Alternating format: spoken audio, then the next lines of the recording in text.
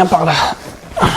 Bon, tu veux partir en vacances en sac à dos mais tu sais pas quoi prendre, ça tombe bien, moi non plus. Non, plus sérieusement, je vais partir en sac à dos 2 mois aux Philippines et en Indonésie. Essayer de faire un sac du mieux que j'ai pu en faisant des recherches sur internet, en essayant de trouver un petit peu qu'est-ce qui était le mieux à prendre. Concrètement, comment ça s'organise? Pour la première partie, du coup, ce que j'ai choisi de faire, j'en ai parlé dans une précédente vidéo, j'ai fait le choix de organiser mes vêtements dans ce qu'on appelle des packing cubes. Donc là-dedans, il va y avoir tous mes t-shirts, tous mes hauts, que ce soit t-shirt à manches longues, t-shirts à manches courtes, etc. Donc ce qui est pas mal, c'est que ça rentre dans une sorte de pochette comme ça et ça permet vraiment de compacter tous ces vêtements et de faire gagner de la place. Et en plus de ça, ça permet d'avoir un sac à dos qui soit organisé. Ça, c'est pas mal aussi. Donc j'ai un packing cube, j'ai 2 packing cubes, ça c'est pour tout ce qui est sous-vêtements, chaussettes.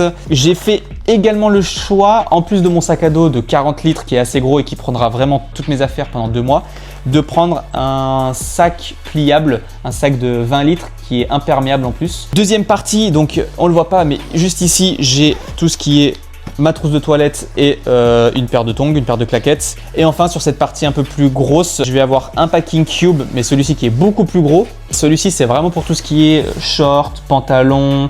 J'ai mis aussi mon kawaii, donc vraiment toutes les, on va dire les vêtements un peu plus volumineux, un peu plus gros. Mais ça prend aussi quasiment toute la place. Clairement, il n'y a quasiment plus rien à part ça. Donc ça aussi, ça c'est un vrai sujet. Je ne sais pas si c'est vraiment pertinent de prendre un gros packing cube comme ça ou s'il vaut mieux en prendre un plus petit ou essayer d'organiser vraiment par petites pochettes. Je ne sais pas du tout ce qui est le mieux, mais bon, pour l'instant en tout cas j'ai fait ça comme ça.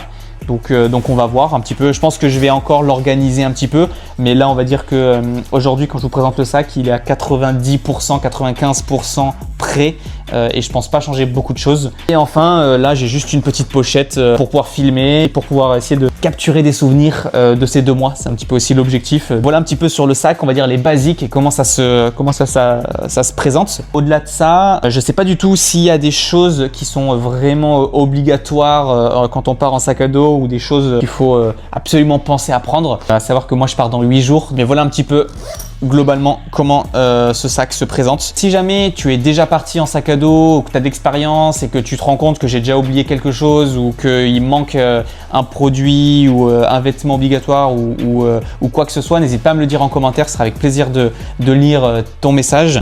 Et le grand départ est dans 8 jours. Donc si ça t'intéresse, abonne-toi et n'hésite pas à me partager tes expériences, que ce soit en sac à dos ou même si tu es déjà parti aux Philippines ou en Indonésie sur l'île de Java. Ce sera avec grand plaisir d'avoir tes retours et tes recommandations. Ciao!